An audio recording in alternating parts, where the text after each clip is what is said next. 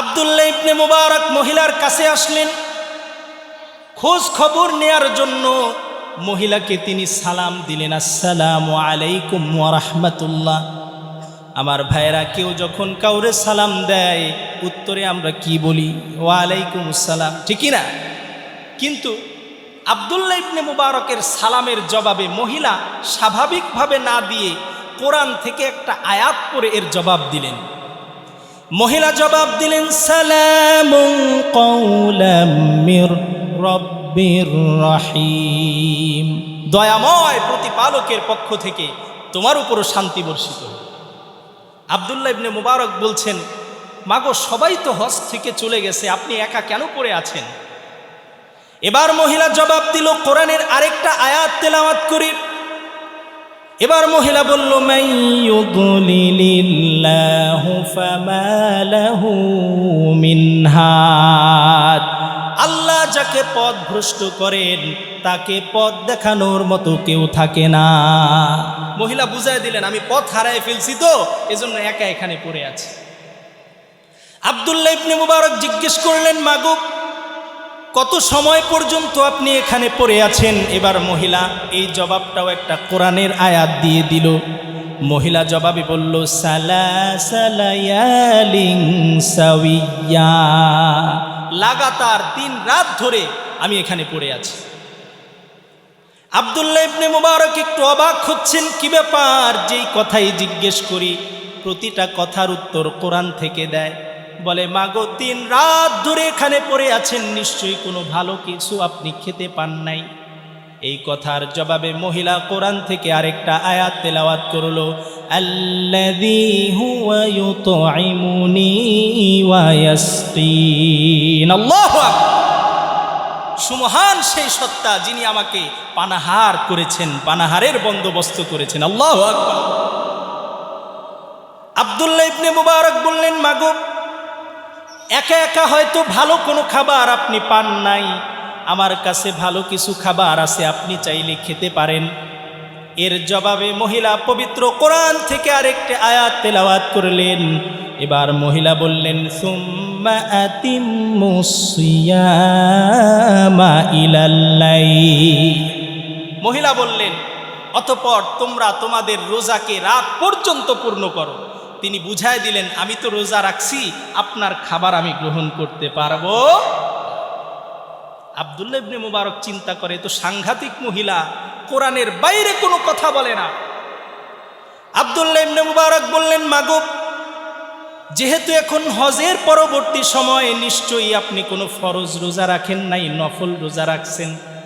আর ইসলামের বিধান হলো, কেউ যদি সফরের হালতে থাকে তার ফরজ রোজাও ভাঙার অনুমতি আছে, সুতরাং আপনি ভেঙে ফেলেন। এই কথার জবাবে মহিলা পবিত্র কোরআন থেকে আরেকটি আয়াত তেলাওয়াত করলেন, ওয়া আন তাসুমু খায়রুল লাকুম ইন কুনতুম তা'লামুন। এর অর্থ হচ্ছে, আর যদি তোমরা সফর অবস্থায়ও রোজা রাখো আল্লাহ পাক অনেক বেশি নেকি তোমাদেরকে দিবেন। আল্লাহু আকবার।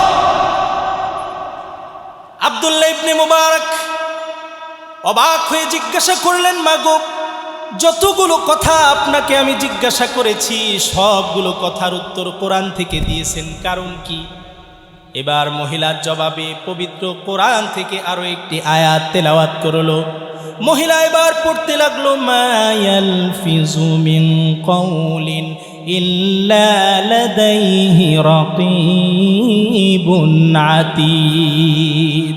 আল্লাহ রাব্বুল আলামিন কোরআনের মধ্যে বলেন, মানুষ তার জবান দিয়া, মুখ দিয়া যেই কথা বের করে প্রত্যেকটা কথা আল্লাহ পাকের ফেরেশতারা রেকর্ড করে ফেলে। মহিলা বুঝায় দিলেন, আমি এজন্যই কোরআন দিয়ে কথা বলি, কোরআন দিয়ে কথা বলার কারণে কোনো গুনাহ তো হবেই না, বরং প্রত্যেকটা অক্ষরে অক্ষরে আমল নামায় 10টা করে নেকি হতে থাকবে। কোরআন তুমি কত দামি জানে না সকলে, জানতো যদি পড়তো দেখে কোরআন হাদিস খুলে। 10টি করে সওয়াব মিলে, নেকি মিলে, একটি হরফ পড়িলে কোরআন তুমি কত দামি জানে না সকলে, ঠিক কি না? আব্দুল্লাহ ইবনে মুবারক চিন্তা করে, আমি এত বড় মুহাদ্দিস, এত বড় আলেম, কিন্তু কোরআন দিয়া কথা বলার মতো যোগ্যতা তো আমারও হয় নাই, কিভাবে সম্ভব? তিনি চিন্তা করলেন এমন এক প্রশ্ন মহিলাকে করব যে উত্তর সে কোরআন থেকে দিতে পারবে না। এবার তিনি প্রশ্ন করলেন, মা আপনার বাড়ি কোথায়? আমার ভাইরা, আমার বাবাজিরা, আপনারা বলেন কোরআনের মধ্যে কি খাগড়াছড়ি, ফটিকছড়ি কোনো জেলার নাম আছে? নাই, কোনো থানার নাম নাই। এবার মহিলা আব্দুল্লাহ ইবনে মুবারকের জবাবে পবিত্র কোরআনের আরো একটা আয়াত তিনি তেলাওয়াত করলেন, সুবহানাল্লাযী আসরা বিআবদিহি লাইলাম মিনাল মাসজিদিল হারাম, লাইলাম মিনাল মাসজিদিল হারাম ইলাল মাসজিদিল আকসা। পবিত্র সুমহান সেই সত্তা যিনি তার বান্দাকে মসজিদে হারাম থেকে মসজিদে আকসা পর্যন্ত ভ্রমণ করিয়েছেন। মহিলা বুঝায় দিলেন, আমার বাড়ি হলো মসজিদে আকসার পাশে ফিলিস্তিনে, আমি হজ করার জন্য বাইতুল্লাহ এসেছি। আব্দুল্লাহ ইবনে মুবারক চিন্তা করে, এ তো সাংঘাতিক মহিলা, এরে কোনো কথা দিয়ে আটকানো যাবে না, ঠিক কি না? আব্দুল্লাহ ইবনে মুবারক চিন্তা করেন, এই মহিলাকে যদি আমি রেখে যাই আল্লাহ তো আমারে ছাড়বে না। মহিলাকে বললেন, মাগো আমার সাথে একটা উট আছে, আপনি যদি চান আপনাকে আপনার বাড়িতে আমি পৌঁছায় দিতে পারি। মহিলা এই কথার জবাবে কোরআন থেকে আরেকটা আয়াত পড়লেন, ওয়ামা তাফআলু মিন খাইরি ইয়ালামহুল্লাহ, আর তোমরা যে ভালো কাজ করো প্রত্যেকটা ভালো কাজের খবর আল্লাহ জানে। বললেন, মা আপনি উটের পিঠে আরোহণ করেন, আমি আপনাকে নিয়ে যেতে চাই। মহিলা যখন উটের হাউদার মধ্যে উঠতেছেন, আব্দুল্লাহ ইবনে মুবারক অপলক দৃষ্টিতে তার দিকে তাকায় আছেন। মহিলা যখন দেখলেন আব্দুল্লাহ ইবনে মুবারক আমার দিকে তাকায় আছে, সাথে সাথে তিনি কোরআনের আরেকটা আয়াত তেলাওয়াত করলেন। এবার তিনি পড়লেন, কুল লিল মুমিনিনা ইয়াগুদ্দু মিন আবসারিহিম, হে নবী আপনি মুমিনদেরকে বলুন তারা যেন পর নারী থেকে তাদের চোখটাকে নামিয়ে রাখে। মহিলা বুঝায় দিলেন, ও আব্দুল্লাহ ইবনে মুবারক তুমি বড় আলেম হতে পারো, কিন্তু আমি মহিলা তোমার সামনে বেগানা, তুমি তোমার চোখটাকে নামায়া রাখো। আল্লাহু আকবার। আমার ভাইয়ের, আমার বাবাজিরা, মহিলা যখন উটের মধ্যে আরোহণ করল, দুজনে পথ চলতেছেন।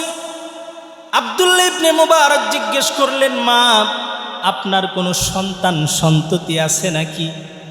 এই কথার জবাবে মহিলা কোরআন থেকে আরেকটি আয়াত পড়ে জবাব দিলেন, আল মালু ওয়াল বানুনা জিনাতুল হায়াতিদ দুনিয়া, সন্তান আর সম্পদ এটা হচ্ছে দুনিয়ার সৌন্দর্য, আমার আল্লাহ পাক দুটোটাই আমাকে দান করেছেন। আল্লাহ। চলতে চলতে এবার মহিলার বাড়িতে যখন পৌঁছায় গেছেন, আব্দুল্লাহ ইবনে মুবারক বলছেন, আপনার সন্তানরা যদি থাকে তাদেরকে ডাকুন। আটকানোর আরেকটা বুদ্ধি, কারণ সবার নাম তো কোরআনে নাই, জোরে কোন ঠিক না? কিন্তু এই মহিলা এত বড় বুজুর্গ, ওই রাস্তা আগেই বন্ধ করে রাখছে। এবার মহিলা পবিত্র কোরআন থেকে 3টা আয়াত তেলাওয়াত করে 3জন সন্তানকে ডাকলেন। সর্বপ্রথম তিনি পড়লেন, ইয়া ইয়াহইয়া খুদিল কিতাবা বিকুওয়া ওয়া কাল্লামাল্লাহু মূসা তাকলিমা ওয়াত্তাখাযাল্লাহু ইব্রাহিমা খলিলা।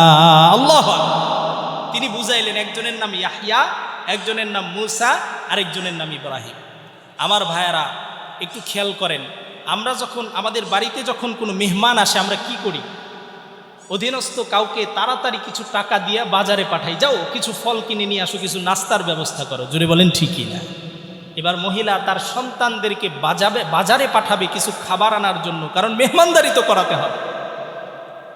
তিনি পবিত্র কোরআন থেকে একটা আয়াত তেলাওয়াত করলেন।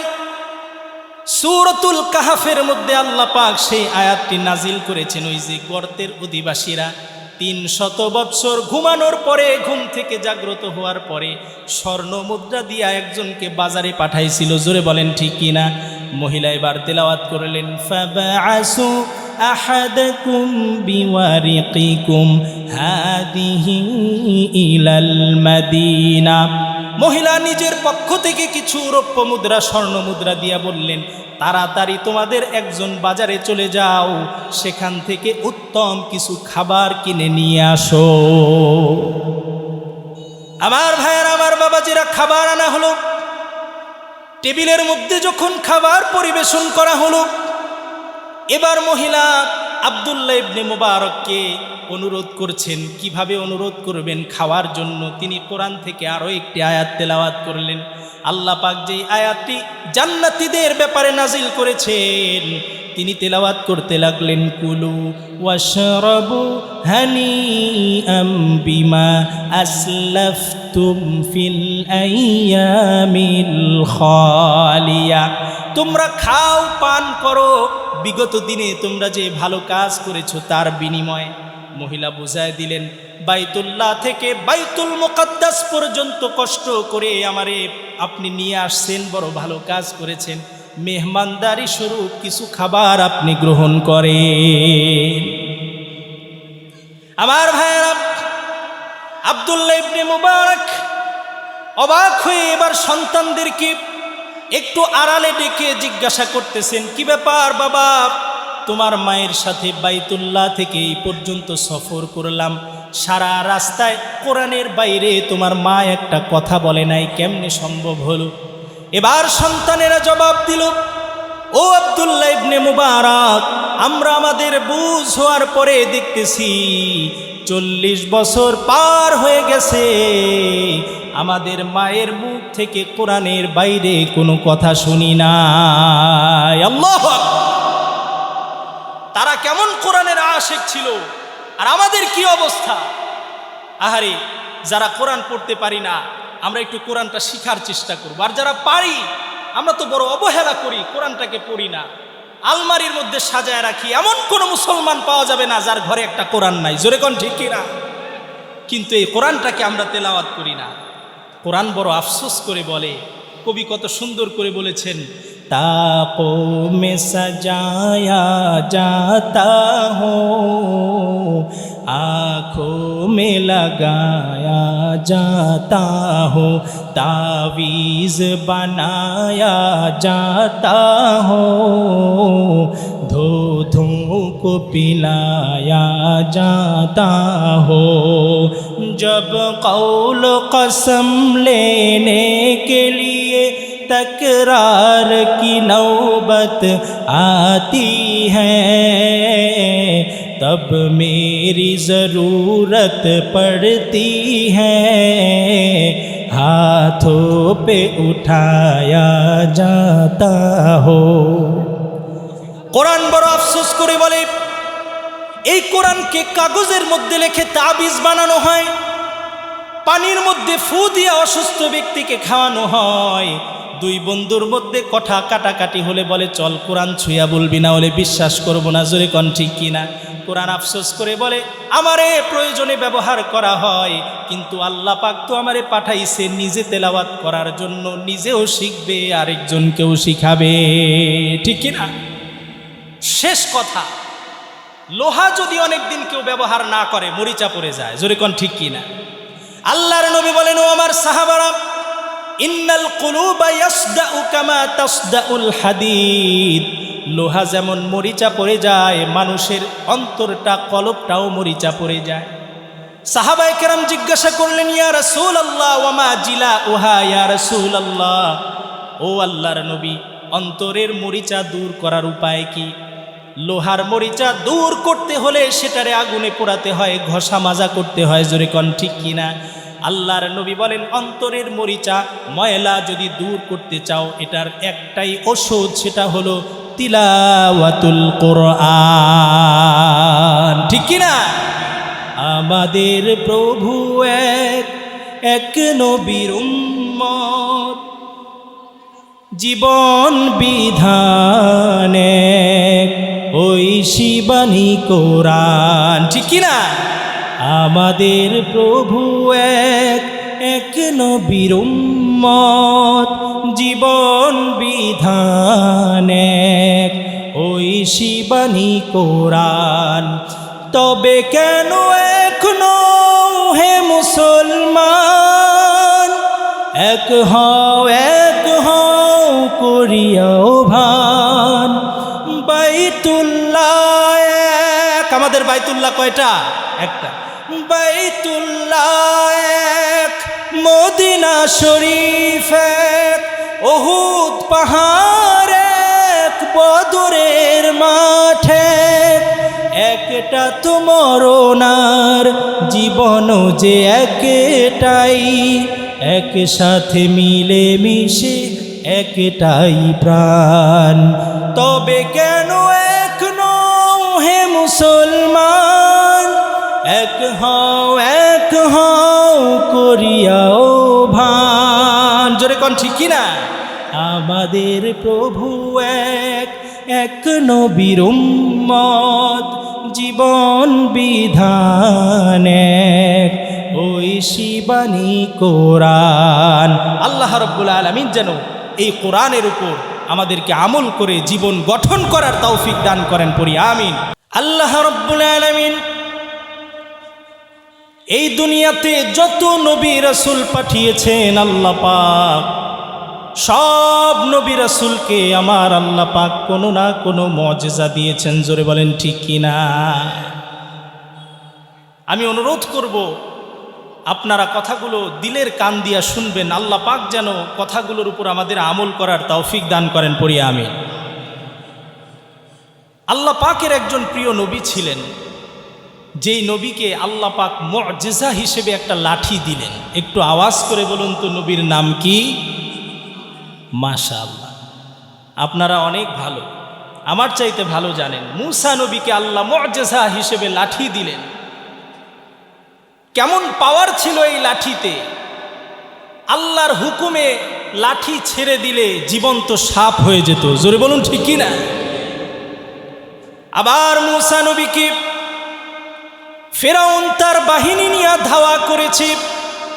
তিন দিকে ফেরাউনের বাহিনী, সামনে বিশাল সমুদ্র। মূসা নবী আল্লাহকে ডাক দিয়া বলে, আল্লাহ, তিন দিকে ফেরাউনের বাহিনী, সামনে তো সাগর, সামনে গেলে সাগরে ডুবে মরব, পিছনের দিকে গেলে ফেরাউনের বাহিনী আমাদেরকে পাকড়াও করবে। জোরে বলেন ঠিক কিনা? আল্লাহ রাব্বুল আলামিন এই কোরআনের মধ্যে বলেন, ফাআওহাইনা ইলা মূসা আন ইদরিব বিআসাকাল বাহর। আল্লাহ রাব্বুল আলামিন বলেন, আমি মূসাকে নির্দেশ দিলাম, ও মূসা, তুমি তোমার হাতের লাঠি দিয়া সাগরের পানিতে একটা আঘাত করো।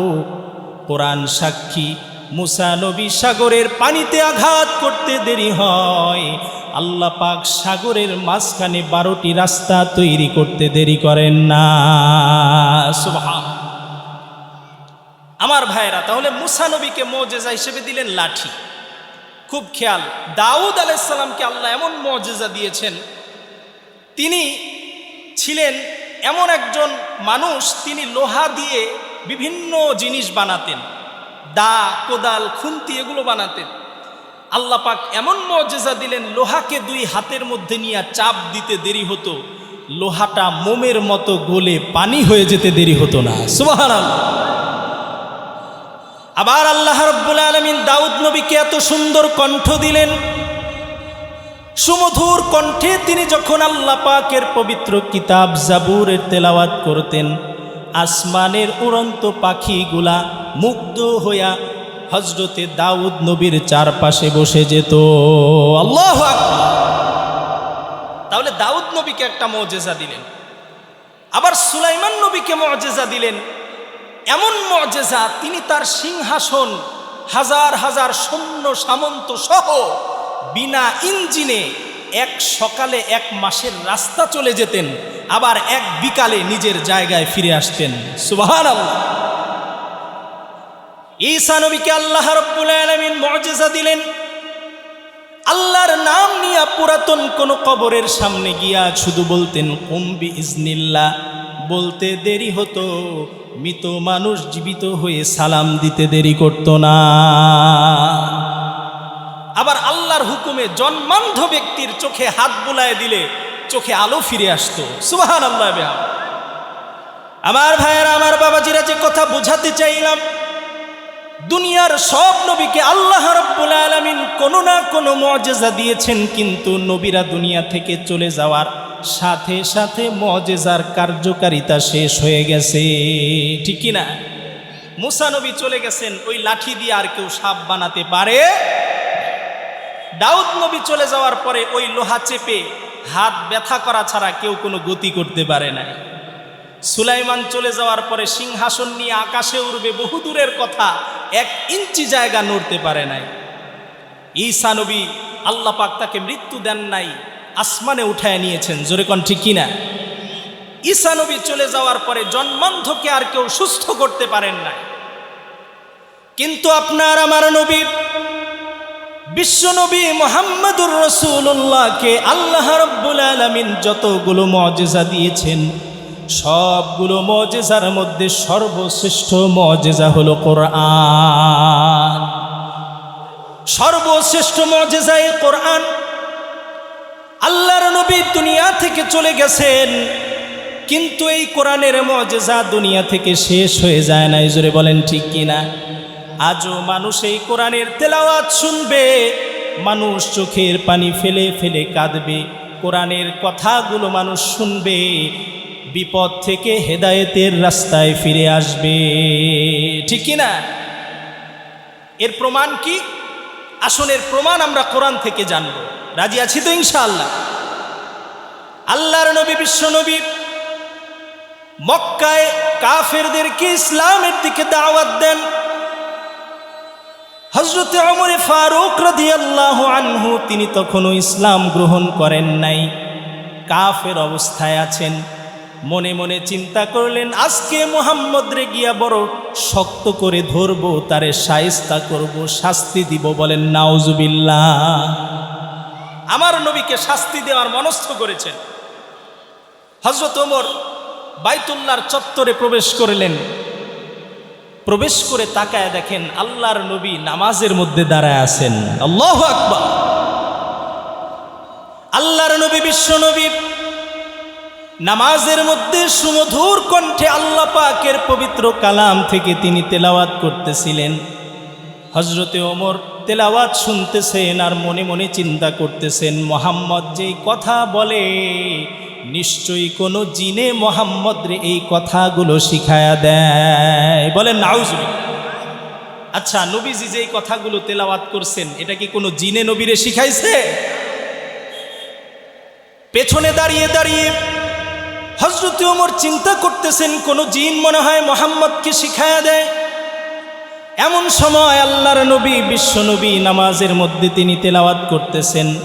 সূরাতু আল হাক্কার 40 নম্বর আয়াতের মধ্যে এসেছে, আল্লাহর নবী তেলাওয়াত করতেছেন, ইন্নাহু লাকাউলু রাসূলিন কারীম। এটা কোনো জিনের কথা নয়, নিশ্চয়ই এটা সম্মানিত রাসূল বার্তাবাহকের কথা। সুবহানাল্লাহ। এবার হযরত ওমর পেছনে দাঁড়ায় চিন্তা করতেছেন, এটা যদি কোনো জিনের কথা না হয় নিশ্চয়ই এটা কোনো কবির কথা হবে। আপনারা এই পবিত্র কোরআনের দিকে একটু লক্ষ্য করলে দেখবেন প্রতিটা আয়াতের শেষে শেষে মিল আছে। জোরে বলেন ঠিক কিনা? এই কোরআনকে যদি আপনি থেমে থেমে পড়েন ছন্দের মতো মনে হবে, পদ্মের মতো মনে হবে, আবার একটু তাড়াতাড়ি পড়লে গদ্যের মতো মনে হবে। একটু লক্ষ্য করে দেখেন এই কোরআনে কত সুন্দর মিল।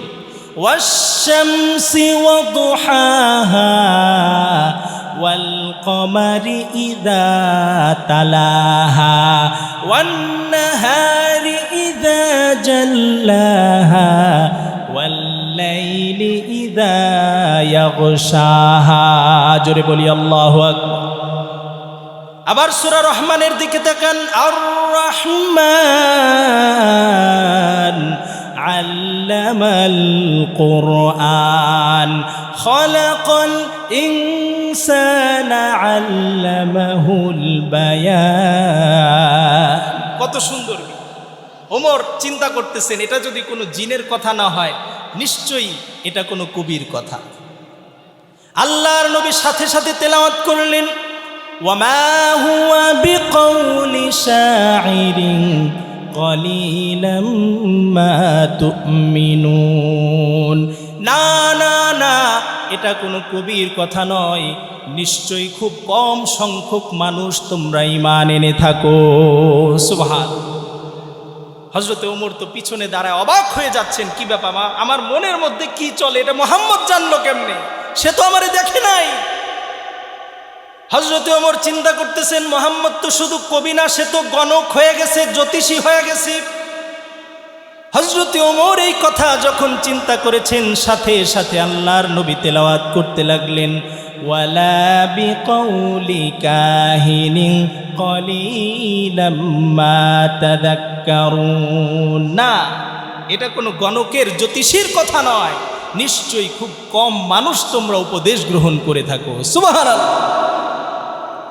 হযরত ওমর পেরেশান হয়ে গেছেন, কি ব্যাপার, এটা যদি কোনো জিনের কথা না হয়, এটা যদি কোনো কবির কথা না হয়, এটা যদি কোনো গণকের কথা না হয়, তবে এটা কার কথা?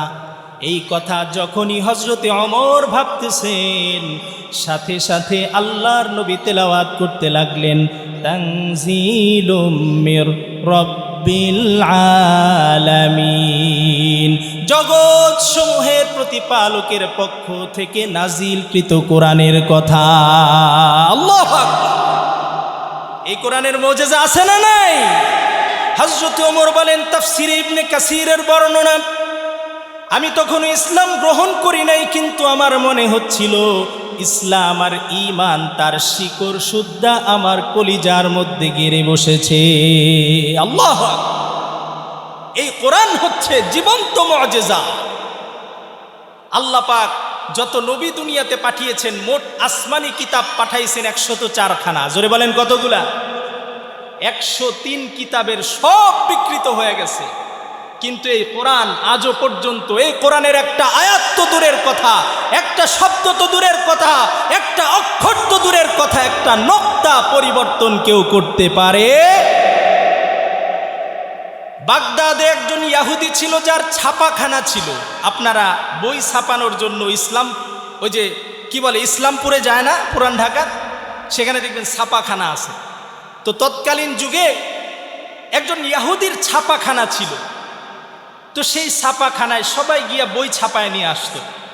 একবার ইহুদিরা তাদের তাওরাত কিতাব নিয়ে সেই ছাপাখানায় আসছে, এসে বলতেছে, ভাই আমাদের এত হাজার কপি, এটা ছাপায় দেয়। এবার ছাপাখানার মালিক ইহুদি চিন্তা করল, আমি একটু পণ্ডিতি করে এই তাওরাতের মধ্যে একটু পরিবর্তন করে দিব, কয়েকটা আয়াত মুছে দিয়া নিজের মতো লিখে দিব, দেখব ইহুদিরা এটা ধরতে পারে কিনা। কয়েকটা আয়াত মুছে দিল, নিজের মতো করে কিছু আয়াত লিখে দিয়া বাজারে ছেড়ে দিছে। দেখে কয়েক মাস পার হয়ে যায়, কেউ ভুল ধরতে আসে না। কিছুদিন পরে একজন খ্রিস্টান এসেছে তাওরাত নিয়ে, আমার এত হাজার কপি লাগবে, সে বুদ্ধি করে কয়েকটা আয়াত মুছে দিয়া নিজের মতো লিখে দিছে। চিন্তা করছে, দেখি কেউ ভুল ধরতে আসে কিনা। দেখে কয়েক মাস পার হয়ে যায়, কেউ ভুল ধরতে আসে না। এবার ইহুদি চিন্তা করলো, মুসলমানদের কিতাব হলো কোরআন। জোরে বলেন ঠিক কিনা? এই কোরআনের মধ্যে আল্লাহ রাব্বুল আলামিন বলছেন, ইন্না নাহনু নাযালনাল যিকরা ওয়া ইন্না লাহু লাহাফিজুন। আল্লাহ রাব্বুল আলামিন বলেন, এই কোরআন আমি নাজিল করেছি, আর এই কোরআনকে হেফাজত করার দায়িত্ব আমি আল্লাহ নিজে নিয়ে নিয়েছি। কিছুদিন পরে একজন মুসলিম তার ছাপাখানায় আসছে কোরআন ছাপানোর জন্য, অনেক কপি করে মানুষের মধ্যে ফ্রি বিতরণ করবে। এবার ইহুদি চিন্তা করলো, একটু পরীক্ষা করে দেখি মুসলমানদের কিতাব কি আসলেই আল্লাহ হেফাজত করবে, নাকি এটাও অন্যান্য কিতাবের মতো ভুয়া। কোরআন যখন তার হাতে চলে আসছে, নিজে বুদ্ধি করে পণ্ডিতি করে কয়েকটা কোরআনের আয়াত মুছে দিয়েছে, নিজের মতো করে মন গড়া কয়েকটা আয়াত লিখে দিয়েছে। কোরআনের এই কপিগুলো যেই দিন ডেলিভারি দিয়েছে, পরের দিন সকালবেলা ঘুম থেকে উঠে দেখে বাড়ির চারপাশে হট্টগোল শুরু হয়ে গেছে, শুধু হাউকাউ আওয়াজ। দরজা খুলে তাকায় দেখে হাজার হাজার মানুষ লাঠি সোটা নিয়ে তার বাড়ির বাইরে অপেক্ষা করতেছে। এবার ইয়াহুদি ছাপাখানার মালিক বের হয়ে ডাক দিয়ে জিজ্ঞেস করে, কি ব্যাপার ভাই, আপনারা এখানে জড়ো হয়েছেন কেন, লাঠি সোটা হাতে কেন? আমি তো কোনো অপরাধ করি নাই। বলে, তোমার এত বড় সাহস, আল্লাহর কোরআনের মধ্যে পরিবর্তন করেছো, দুনিয়াতে তোমার বেঁচে থাকার কোনো অধিকার নাই। ইয়াহুদি ছাপাখানার মালিক মুসলমানদের পায়ে পড়ে গেছে, ডাক দিয়ে বলে, ও মুসলমান ভাইয়ারা, আমি শুধু পরীক্ষা করতে চেয়েছিলাম সত্যি কি এই কোরআনের হেফাজতের দায়িত্ব আল্লাহ নিয়েছেন নাকি। আজকে আমি প্রমাণ পেয়ে গেছি, এই কোরআনকে নিঃশেষ করে দেওয়ার ক্ষমতা দুনিয়ার কারো নাই। ঠিক কিনা আমার ভাইয়ার, আমার বাবাজিরা? মনে করেন সারা পৃথিবীতে যত কোরআন আছে সব যদি আগুন দিয়ে জ্বালায় দেয়া হয়, আপনার কি মনে হয় কোরআন দুনিয়া থেকে মুছে যাবে? কারণ সারা দুনিয়ার মধ্যে এই যে আপনাদের হাফিজিয়া নুরানি এতিমখানা, এই এতিমখানার মতো সারা দুনিয়াতে যত মাদ্রাসা আছে, লক্ষ লক্ষ কোটি কোটি হাফেজে কোরআনের সিনার মধ্যে আল কোরআন আছে। জোরে বলেন ঠিক কিনা? সারা দুনিয়ার সব কোরআন যদি পুরায় দেয়া হয়, কোরআনের হাফেজরা একটা একটা করে আয়াত তেলাওয়াত করতে থাকবে, আবার নতুন করে কোরআন দুনিয়াতে চলে আসবে। আল্লাহু আকবার।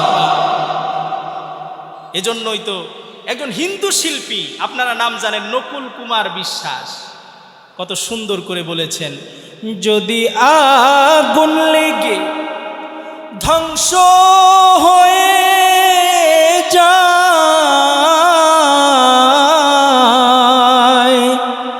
ধ্বংস হয়ে যায়, যদি আগুন লেগে ধ্বংস হয় পৃথিবীর সব বইয়ের দোকান, তবু বিশ্ব থেকে হারাবে না পবিত্র কোরআন। ঠিক কিনা আমার ভাইয়েরা? আমরা সেই কোরআন থেকে দূরে সরে গেছি। আমরা কত কপাল পোড়া জাতি। সামনে পবিত্র মাহে রমজান আসতেছে, কোরআন নাজিলের মাস। জোরে বলেন ঠিক কিনা? এই কোরআনের সাথে আমাদের লেগে থাকা দরকার। জোরে কোন আছে না নাই? এই কোরআনটাকে ছোট্ট একটা কাঠের টুকরা রেহালের উপর রাখা হয়, ওই রেহালটা যদি আপনার আমার পায়ের সাথে লেগে যায়, সাথে সাথে চুমা খাই। জোরে বলেন ঠিক কিনা? আবার মসজিদের কোণার মধ্যে জুতার বাক্স আছে, ওইটারে কিন্তু কেউ চুমা খায় না, কারণ এই কাঠের টুকরার সাথে কোরআনের ছোঁয়া লেগেছে, এই জন্য এটার দাম বেড়ে গেছে। জোরে কোন ঠিক কিনা? আবার দেখেন, কোরআনের সাথে যে গিলাফটা লাগানো থাকে, এই গিলাফ কিন্তু পায়ে লাগলে আমরা চুমা খাই, কপালে লাগাই। জোরে বলেন ঠিক কিনা? অথচ কত কাপড় পায়ে মারাই, সেটারে চুমা খায় না। কারণ কি? কোরআনের সাথে লাগার কারণে সেটার দাম বেড়ে গেছে। এই কোরআন যদি কারো সিনার মধ্যে ঢুকে, তাহলে ওই মানুষটার দামও আল্লাহর কাছে বেড়ে যাবে। জোরে কোন ঠিক কিনা? আমরা আজকে কোরআন চিনলাম না। ছোট্ট একটা উদ্ধৃতি টানবো, আগের যুগের মুসলমান পুরুষেরা নারীরা কোরআনকে কেমন মহাব্বত করত। বুখারী শরীফের নাম শুনছেন তো আপনারা? এই কোরআনের পরে ইসলামের সবচেয়ে গুরুত্বপূর্ণ হাদিসের কিতাব হলো বুখারী শরীফ। বুখারী শরীফের যিনি লেখক, তার ওস্তাদ হযরত আব্দুল্লাহ ইবনে মুবারক রাহিমাহুল্লাহ, তিনি একবার হজের সফরে গেছেন। তো অনেক আগের কথা, প্রায় 1100-1200 বছর আগের কথা। হজের আমল শেষ করার পরে তিনি যখন বাড়িতে ফিরবেন, তাকায় দেখেন সব লোকেরা চলে গেছে, একজন মহিলা বাইতুল্লাহর চত্বরে এক কর্নারে চাদর মুড়ি দিয়ে শুয়ে আছে।